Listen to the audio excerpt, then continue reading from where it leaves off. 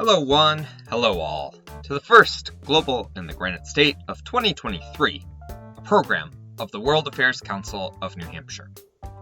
My name is Tim Horgan, and for those of you who do not know, or maybe just forgot, I'm the Executive Director of the Council and your host for this amazing program. I'm so excited to continue to bring these engaging conversations on a variety of global issues, providing you with the opportunity to gain key insights into the issues driving the world today. Thank you to everyone for taking the time to engage with our work. Also, a big thank you to all of our members, donors, and supporters for helping us to make all of this possible. Only through your support, donations, and attention can we continue to provide these programs that you have come to enjoy. A special thank you to our main supporter of the Global in the Granite State podcast, McLean Middleton. McLean Middleton is one of New England's premier full-service law firms with over 100 attorneys throughout offices in New Hampshire and Massachusetts. McLean Middleton's attorneys have been providing trusted legal services to businesses throughout the region for over 100 years. Learn more at mclean.com. Today, we are taking a look at a challenge that has perplexed policymakers and the global community for decades without any resolution: the issue of immigration. Thank you to Dr. Jim Hollifield, Orva Nixon Arnold Fellow in International Political Economy, Professor in the Department of Political Science, and Director of the Tower Center at SMU in Dallas, Texas, as well as a member on the New York Council of Foreign Relations and a Global Fellow at the Woodrow Wilson International Center in Washington, D.C., for providing his time and insights into the reasons Western nations struggle to find balance in the immigration debate.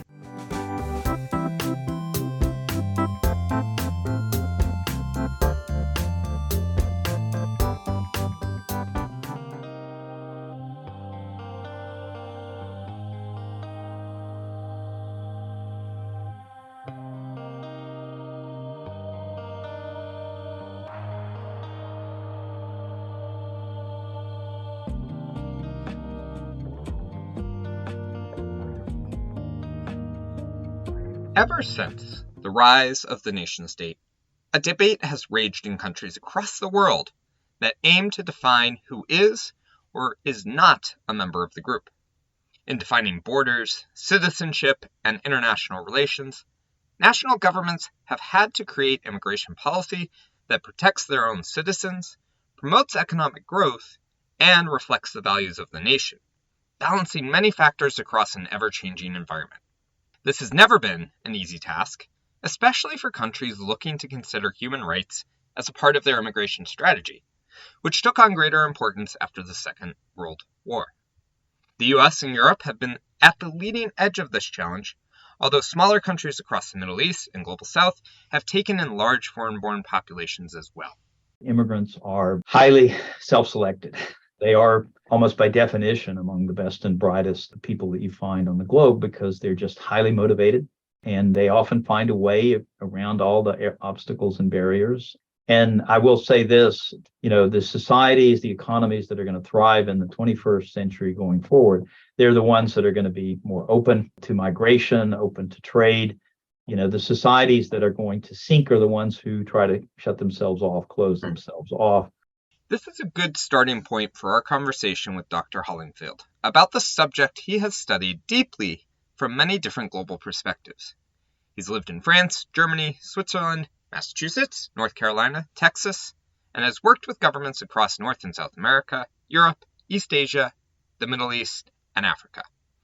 He's also worked with an impressive list of global institutions, including the United Nations, World Bank, the Inter-American Development Bank, and a proverbial alphabet soup of other major acronym-related international organizations.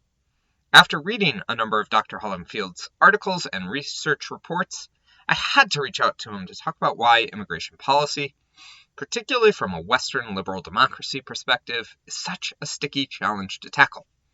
But before we get to that, let's set the stage a little about how we got to where we are today.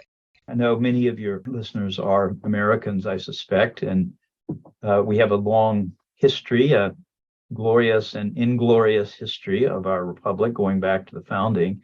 The founding fathers, they were all fathers, not mothers. They were steeped in the Enlightenment, liberal thinking. All men, not women, are created equal. So the country was founded on this great sort of liberal idea, liberal hope that we're going to create a new kind of society here, a new birth of freedom, if you want. And people will come. George Washington said, we welcome everybody to the bosom of America. We need you. We need your labor. He had a very open idea about this. But this new freedom did not include women. They were not franchised. It did not include African Americans, slaves. So, the U.S. in that sense was founded on a contradiction, and race is the fault line that runs throughout our history. We have these cycles, great cycles of racism and nativism that come and go throughout our history. And we have been in one of those cycles for a number of years now, reaching its zenith a little bit during the Trump administration. If you look at the policies of the Trump administration to try to exclude certain groups, Muslims, he had a very negative view about Mexicans and Hispanics, for example.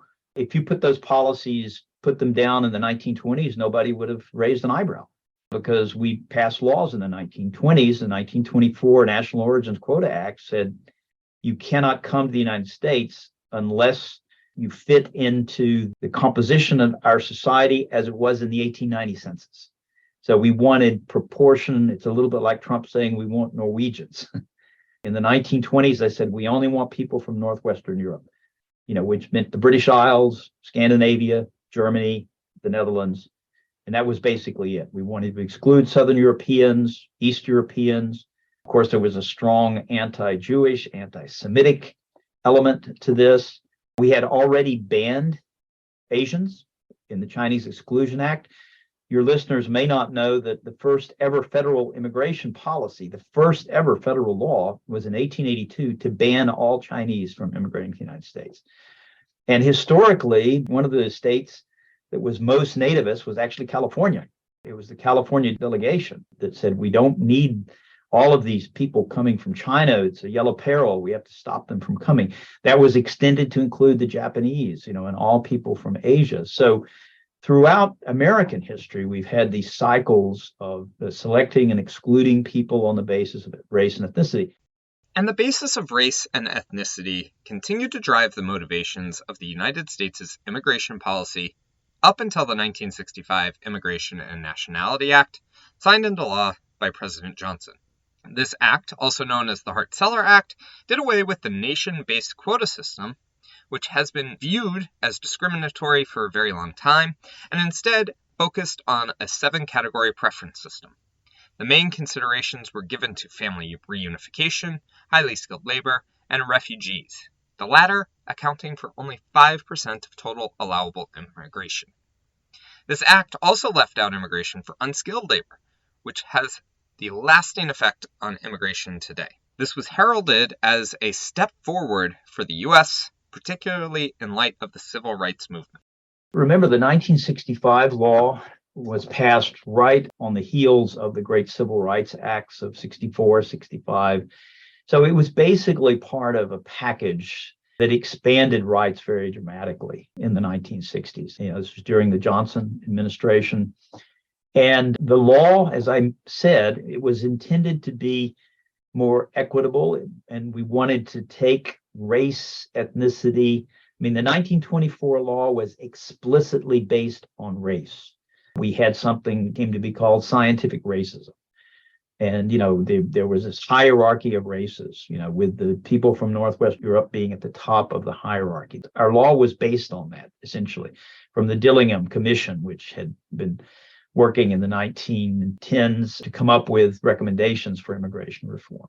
Well, we got rid of this in 1965. And as I said, we replaced it with what was meant to be an equitable quota system to allow people to come from different parts of the world. And actually, ironically, the family provision, the feeling was that this would be a way to guarantee previous immigrant waves that they would still be able to get their family members in. So actually, the legislators were thinking this will guarantee more immigration from Europe, because that's where most immigrants had come from. They did not foresee that immigration would expand so rapidly to the rest of the globe. The Attorney General at the time, a man named Robert Kennedy, you probably heard of him, was testifying before the Judiciary Committee in the Senate, and someone asked him, don't you think this is going to expand immigration from all the rest of the world? And he said, we might have an extra 5,000 people coming in, from other parts of the world. Well, he missed that by a long shot. So over a period of 20, 30 years, going into the 1980s, this law gradually saw the complete change in the composition of immigrants coming in here. So you had many, many more people who were coming from, eventually from Asia, coming legally from Asia. But one of the biggest single unintended consequences of the 1965 law, they put into that law a provision that imposed a quota on immigration from the Western Hemisphere. There had never been a quota on any groups coming into this country from the Western Hemisphere before that. Well, guess what? That quota applied to Mexico. And of course, in the 60s, the 70s, the time you get into the 80s with the economic boom of the 80s, and especially in the 90s and even into the 2000s, we have enormous demand for immigrant labor in this country. I don't know how many of your listeners have ever been in healthcare, hospital, retirement homes, construction sites, restaurants. We need access to a foreign labor force, and Mexico provided much of that foreign labor until the 2000s. Since 2007, that has reversed. Over 2 million Mexicans have returned home since 2007. If we're building a wall, we should be building it maybe to keep the Mexicans in so they don't go home in such great numbers. But all kidding aside, what we saw in the 70s and 80s was what this created was a huge black market for Mexican labor. So the Mexicans kept coming. There were jobs for them. They simply crossed the border and worked in the country without documents, without papers. So by the time you reach the 1980s, we've got another big problem on our hands, which is we've got millions of people living and working in this country without papers, without documents. Depending on the viewpoint one person takes, this 1965 law was a great step forward based on the outcome, but only an incremental step based on the intent of the law. However, in the end, this law created a major pathway to the expansion of immigration to the United States and opened the doors to new immigrants in ways that had been slammed shut in the past.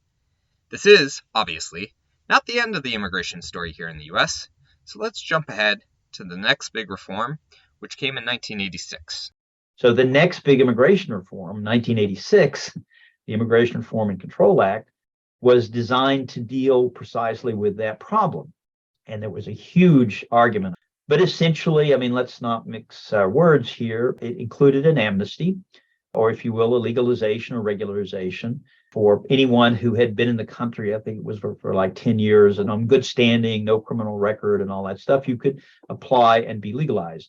And I think roughly 1.5 million people took advantage of that provision. That was meant to solve the problem of people who had been here, established, living here for a long time. And of course, once those 1.5 million people were legalized, then they could bring their family members in. Don't forget. So it roughly doubled the size of, we had this huge spike in immigration, 1986, 87, 88, people who were amnestied under the 86 law. So that was all an unintended consequence of the 1965 law.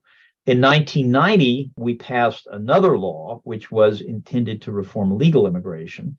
And the biggest innovation in 1990 was for the first time, we really put high-skilled immigration into the law. We created something called the H-1B visa, which was to let people come here, get an education, work, stay, and perhaps get a green card. Somebody who once said, everybody who gets a degree, let's just staple a green card to the degree and keep them in the country. So there was a big emphasis there on getting more high-skilled people in. We still did not take away the family provisions. That's still very important. So from the 1990s, with a few exceptions, right up until the Trump administration and the pandemic, we were taking roughly 1 million people in this country legally, legal immigrants. So the only other major immigration reform that occurred apart from the 1986 and the 1990 law was in 1996, something called the Illegal Immigration and Immigrant Responsibility Act, which was basically a response to something called Proposition 187. You may recall that in 1994, I believe it was, California voted to exclude all illegal undocumented migrants from schools, healthcare. This was a law that was passed. The governor at the time was a man named Pete Wilson.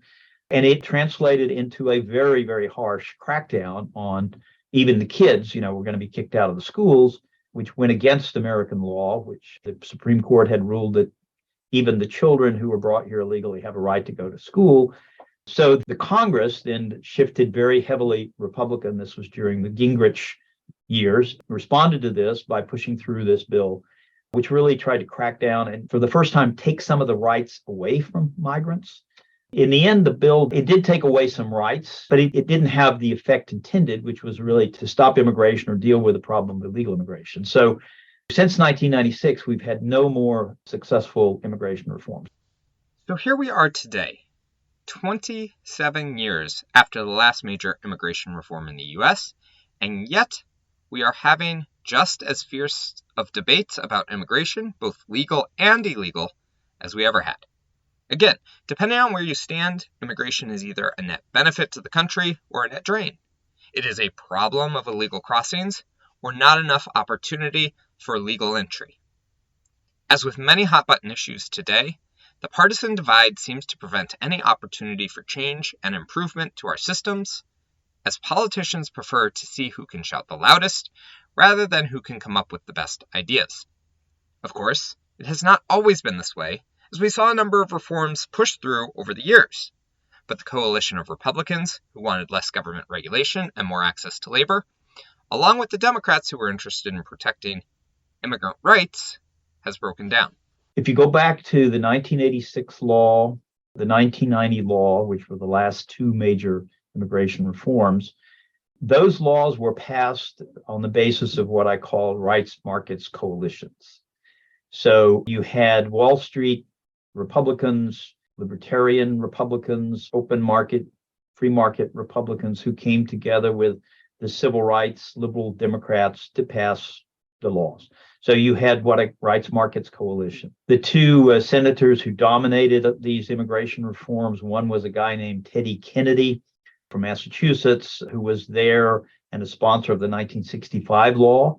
So he had been involved in American immigration going back to the beginning of his career in the Senate.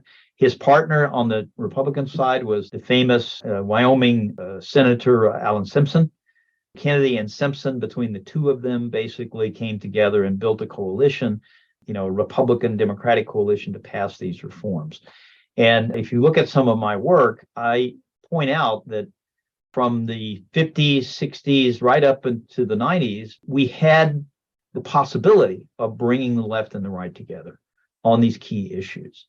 To go back to the 1965 Immigration Act, some have said that was a Cold War legislation because it looked so terrible, for the United States, which is supposed to be this great liberal democratic bulwark against communism and against all the authoritarian regimes. And our immigration law is based on racism. It's a racial law. So we felt we had to get rid of that, certainly for foreign policy reasons, and also because it just looked bad for a country like this. But what happened in 1991, the Cold War ended. So that overarching sort of geopolitical dynamic that brought the American left and the right together. It's what I call the liberal interregnum. But of course, that big liberal consensus began to fall apart in the 1990s. You have the rise of a more reactionary populist right. You can mark the beginnings of that with the Gingrich years, culminating really in the Trump presidency and the Trump election. So it's sort of a 21st century version of the old Know Nothing Party from the 1850s, which was a nativist party.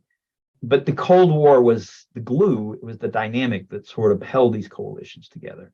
And with the exception of the 1996 law, which was meant to be a law cracking down on immigration, we have not even come close to putting those coalitions together. The Republicans have moved much further in the direction of a more culturally based nativist right. In fairness to Republicans, they see this as a rule of law issue, that you can't have a rule of law without control of the borders, can't have a chaotic entry of people into the country. So it's not all about culture and race. On the other hand, we know, if you just go back and read the editorials in the Wall Street Journal, Wall Street Journal has for decades editorialized about having more open borders because Wall Street realizes if we're going to have this growth, expanding economy, we've got to have access to labor, especially high-end labor. If you recall, Dr. Hollifield talked a little about the creation of the H-1B visa, which is a work visa that people can apply for with the sponsorship of a U.S.-based employer as long as they have a bachelor's degree or higher, and the employer can prove there is a lack of qualified candidates for the position. There are only 85,000 visas of this nature currently available each fiscal year, 20,000 of which are reserved for people with master's degrees or higher. On average, there are over 200,000 applications per year, meaning more than half of the employers who have certified they cannot find an American qualified for the position are not able to hire the best and brightest of the world. This is partly where the argument of immigrants taking all the good jobs begins to fall apart. Yes, immigrants are getting good jobs when they come through this visa program. But as long as the employer is honest in their certification that they cannot find another qualified candidate, then the position would remain unfilled and the work could not move forward. While President Trump and his supporters tried hard to crack down, even on the H-1B visas, this is not the viewpoint of all Republicans. New Hampshire's own governor, Republican Chris Sununu, fought against the restrictions, having seen the benefit of bringing in temporary seasonal workers to his family's ski resort. President George W. Bush was, in the words of Dr. Hollifield, well, I would say even when he was in office, he was one of the most pro-immigration presidents, similar to Ronald Reagan. I mean, the last great pro-immigration president was actually Reagan. It was on his watch and Bush father that we passed the 86 and the 90 law. And George W. Bush tried very hard to bring this coalition together. You know, he said, let's match willing workers with willing employers, and let's make it possible for people to come and work legally in the United States. And his comprehensive reform, I think it was proposed in 2006, but his reform was torpedoed by the right wing of his party. There was a guy named Jim Sensenbrenner from Wisconsin in the U.S. House. And in response to the proposed comprehensive reform, he put in an amendment to make all illegal immigrants, to make it a felony to be an illegal immigrant in the country. Before that, it was a misdemeanor. You had millions of people that went into the streets. You know, in Dallas, Texas, we had almost 1 million. In LA, you had way over 1 million people who demonstrated. So now that we have a good understanding of the history behind all of this, let's get to the meat of the subject. What drives migration? Why should it be controlled? And what can we do about this, especially in light of the challenging political climate we find ourselves in? We can start where many conversations around immigration begin, the push-pull economic model. In the field of migration studies, we basically call the gravity models. The idea that, you know, you've got a surplus of people or labor in one place and a deficit in another. And I think this is very often the simplest and unfortunately sometimes very simple-minded way of looking at migration. As you know from having looked at my work, migration, especially since the end of the Second World War, this is a much, much more complicated thing, trying to understand what we could call the drivers of migration. I have put a lot of emphasis on markets. I mean, we can never discount markets. So push-pull still plays a role. There's very high demand for labor, both skilled and unskilled labor, in wealthy economies that have high growth rates. You know, this happened in Europe after the war. It happened in the United States going back throughout our history, but especially from roughly the 1970s on. So economics still plays a big part in this, or markets, if you will. But you also have to pay attention to rights, you know, what I call the rights revolution. After World War II, we had both a quantitative and a qualitative change in rights and the nature of rights. And for your listeners, you can see this unfolding daily. If you look at borders anywhere, whether in Europe, along the northern littoral of the Mediterranean, or here in the United States in the southern border, the rights dynamic is very, very important. And rights come in different packages. Obviously, the biggest change after World War II was the advent of human rights, that everyone in the world is entitled to some basic minimal package of human rights, and that includes a right to seek asylum and to ask for refugee status. It doesn't mean you're going to get refugee status, but it means you have a right to ask. In the United States, the vast majority of countries around the world have ratified the Refugee Convention, so we've signed up for that. We put it into our law in 1980 in the Refugee Act. So we have a very powerful rights and markets dynamic at work, and that's been true since the 1950s. But as you know, there is a contradiction in this dynamic, if you will. In order to have rights and secure rights, we have to have states. And in order to have states, we have to have sovereignty, we have to have rule of law, we have to have territorial closure, we have to have citizenship. If you're a democracy, you have to have a demos, you have to know who are your people, who can vote, who can participate. So that's a sort of foundational aspect of every liberal society, liberal democracy, and we live in a liberal democracy. So we can't let everybody in. We can't simply fling open the borders and give rights to everybody in the world. That's a non-starter. It would undermine the basis of a social contract. And every country in the world faces that dilemma. Okay, so we know that the idea of a fully open border where no one has any idea who crosses is not realistic, or something that many, if any, are advocating for. In the same vein, few, if any, are proposing a completely closed border that would not let anyone in. However, as we see today, there is a need for a steady pipeline of immigrants coming to the U.S., a need that will only increase as our population continues to age. Just look at what has happened to the U.S. economy since the majority of the pandemic restrictions were lifted. There's a huge demand for labor, which, amongst other factors, is leading to inflation, which required the federal government to raise the interest rates and slow the economy down. In economics, it's pretty straightforward. I mean, you need labor. If you're going to have high rates of economic growth, and we can see it now with inflation, if you're going to have non-inflationary growth, you need to have access to labor to stabilize the labor market, to keep wages on some kind of equilibrium. But, as Dr. Hollifield points out, there is more to the story than just labor markets being the driver of migration. Sometimes there's a security dynamic. And I can give you a perfect example of this. When the South Vietnam collapsed, we bent over backwards to take the South Vietnamese, millions of them, to get them here and help them get set up in a new life, because we felt we had the security obligation to help the people of South Vietnam. When Cuba went through its revolution, we decided, hey, Cuba is an enemy of the United States. We have to take all Cuban refugees here. So there's a security dynamic. Then we have the attacks of 9/11. And we realized that, hey, we have to be very careful who we let into the country, because we could let people in who are going to be incredibly dangerous for our physical security. So that's another aspect of the security dynamic. And when the security dynamic kicks in, we can see it in Europe right now. I'd love to talk to you more about Ukraine, because the Europeans didn't want all the refugees coming from the Middle East and Africa. But boy, they opened their arms to the Ukrainians, because these guys are our neighbors.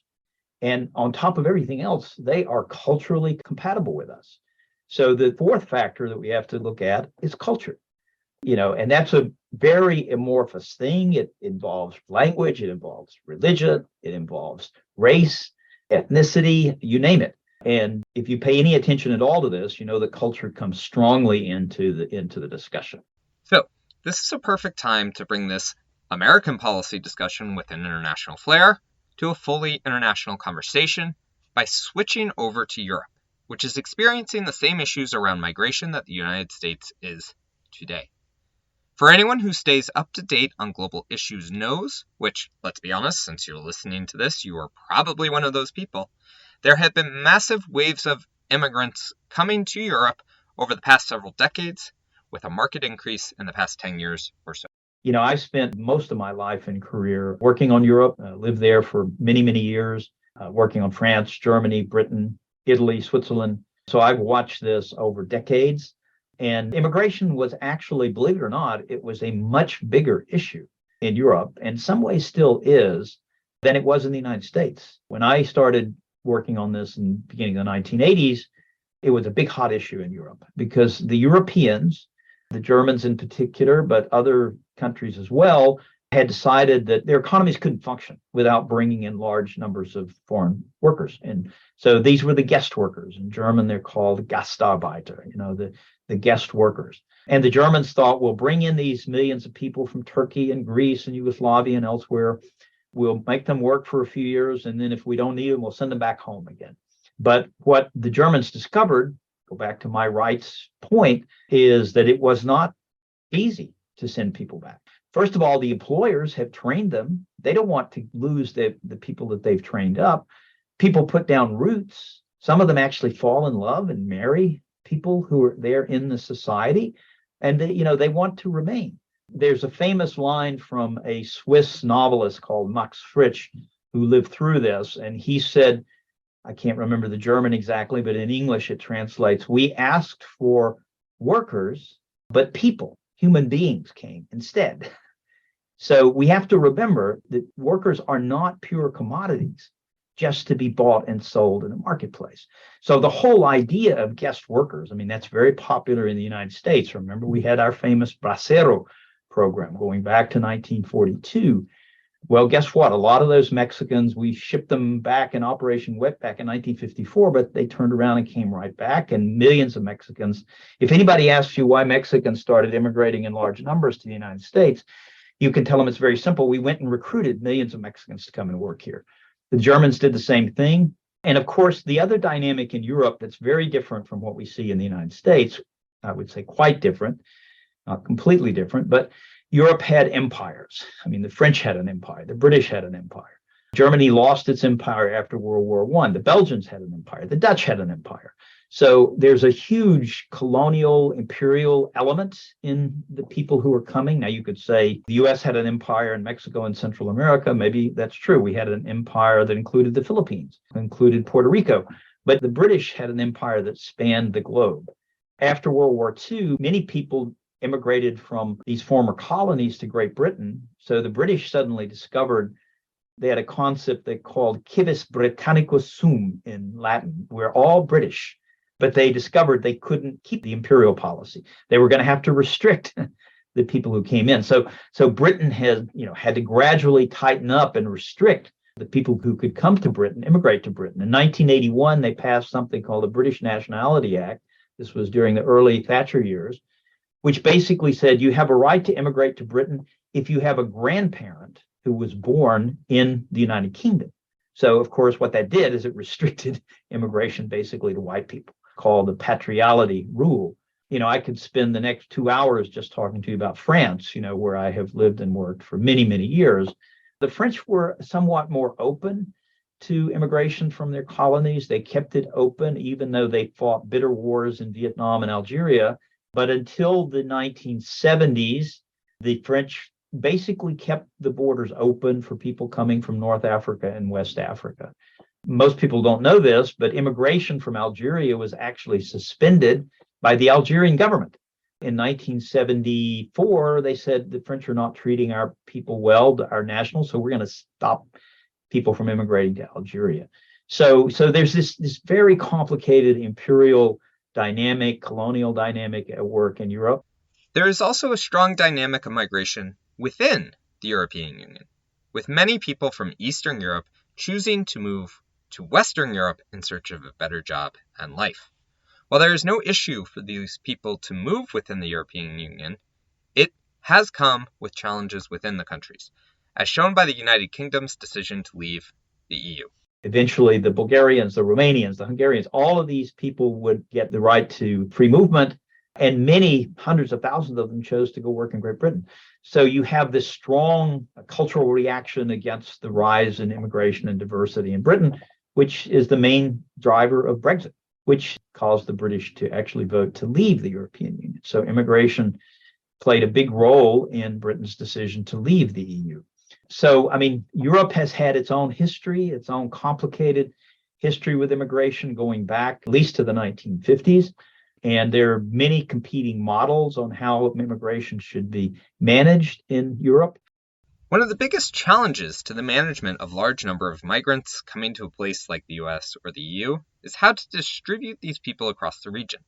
Of course, making sure that each country, state, or community is able to absorb and provide for these people as they get settled is a big task, something that has not been managed well in all cases. It never worked in Europe. It's never worked. The Europeans The East Europeans said, we're not going to take any of these Muslims or people coming from the Middle East or Africa. We didn't have colonies. We don't want them coming and settling here.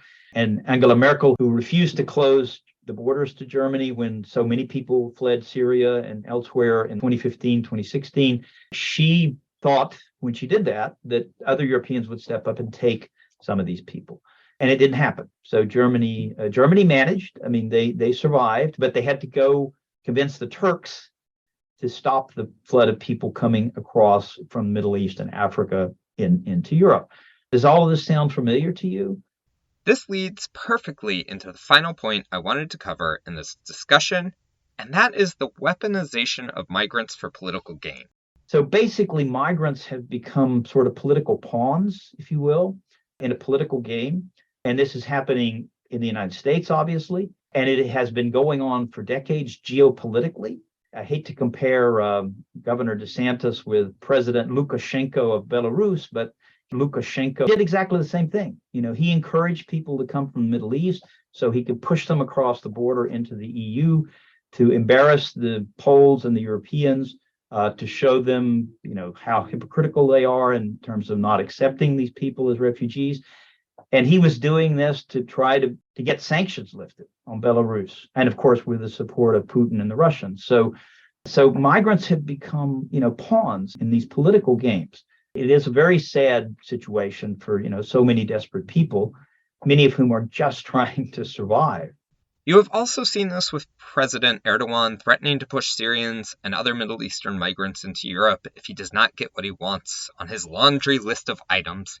You see this with López Obrador in Mexico looking to extract concessions from the US in order to help control the flow of migrants through his country, and with the EU reportedly having paid 500 million euros to Libya to detain migrants at militia-run centers to prevent them from trying to cross into the EU. This is not a new effort, but one that has taken on increased importance as the number of immigrants, refugees, and asylum seekers has ballooned in the past decade plus. To close out our conversation, Dr. Hollifield has some key insights as we look to fix broken immigration systems, perverse incentives, and rebuild opportunities for some consensus to create policies that benefits all, not just some. To go back to the main objection that many of those who want to restrict immigration and asylum seeking have, the key is to do it legally. We have to go back to a rule of law system. And to go back to my point about the trade-offs, we all know that we need migrants, we need foreign labor. I think everybody understands that, unless you are a pure protectionist, you just think that keeping people out will save jobs for Americans. It's very much like those who are opposed to trade. If we close down trade, it will create jobs and save jobs for Americans. We know that that is not a good policy. It's not a viable policy. You're going to end up shooting yourself in the foot.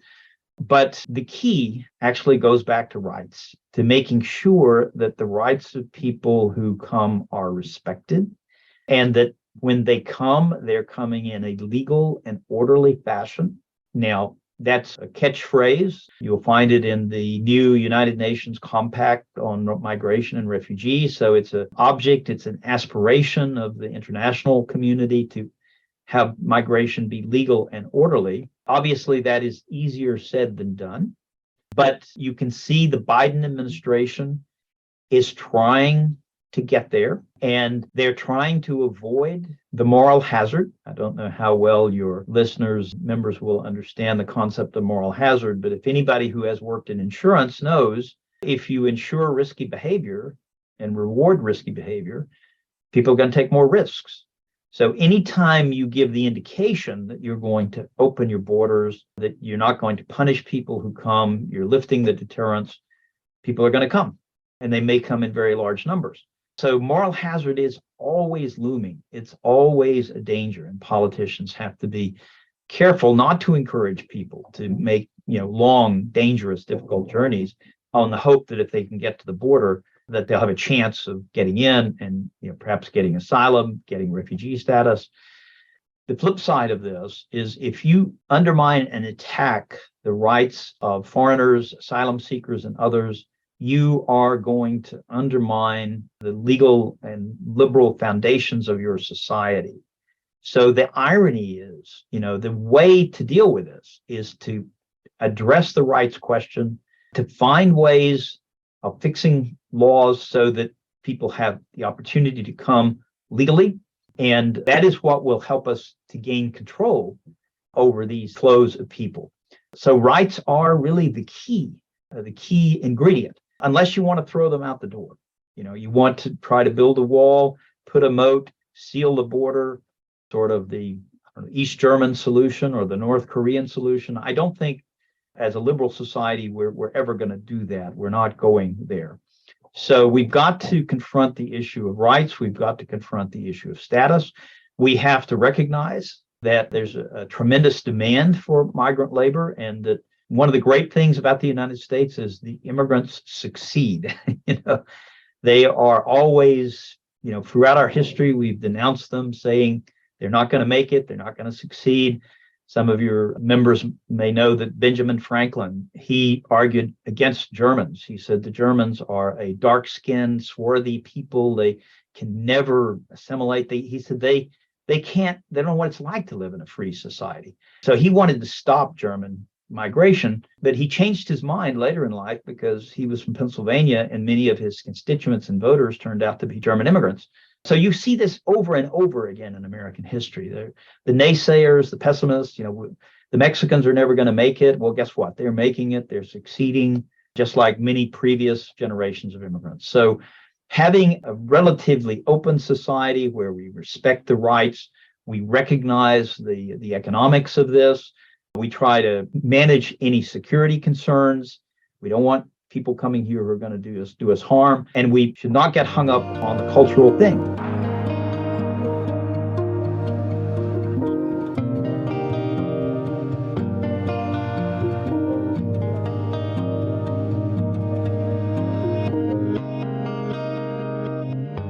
Thank you to Dr. Jim Hollifield for his time and insights into this complex and ever-changing issue. Also, thank you to you all for listening to our discussion here today. If you have not listened before, please do take the opportunity to go back and listen to other episodes, as it is a great way to stay up to date on current global issues. If you've enjoyed today's discussion and want to know when our next episode drops, click the subscribe button wherever you are listening, or join our email list at wacnh.org/mailing list. This has been the Global in the Granite State, a program of the World Affairs Council of New Hampshire. Tim Horgan is your host, editor, producer, director, audio technician, and whatever else nice and friendly title you want to give him. As always, our theme music is Admin by A.A. Alto, and our interlude music is Deep Wounds Need Healing by Ketsa. Until next time.